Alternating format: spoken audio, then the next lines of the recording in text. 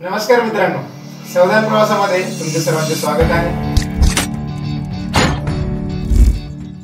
तर काल आपण बघितलं होतं डीपीएसपी मधील पहिला आर्टिकल म्हणजे 36।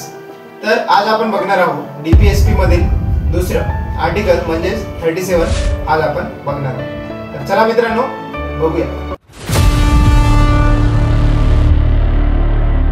आर्टिकल 37 हे सांगतं की डीपीएसपी ला आपण कोर्टमध्ये जाऊन इन्फोर्स करू शकत नाही आणि तुम्हाला जर डीपीएसपी पाळलं नाही असं जर वाटत असेल तर आपण कोर्टमध्ये जाऊन मजबुरी करू शकत नाही।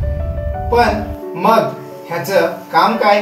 आणि हे आर्टिकल सांगतं की डीपीएसपी देश चालवण्यासाठी fundamental in the governance of the country आहे। थोडक्यात सरकार कसं चालायचं, कोणते पॉलिसी बनवायचे आणि लोकांचा वेलफेअर कसं करायचं ह्याचं डायरेक्शन डीपीएसपी देतं। उदाहरणार्थ लोकांसाठी समान संधी निर्माण करणे, त्याचप्रमाणे शिक्षण आणि आरोग्य सुविधा वाढवणे, गरीब आणि श्रीमंत ह्याच्यातील फरक कमी करणे आणि कामगारांचे हक्क जपणे ही जबाबदारी सरकारची आहे।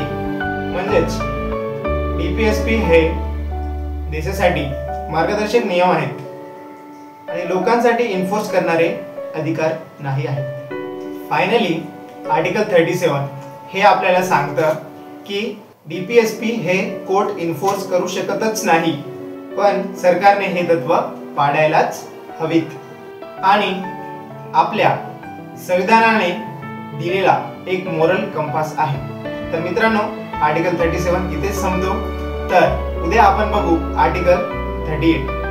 जय हिंद, जय संविधान, जय भीम, जय महाराष्ट्र।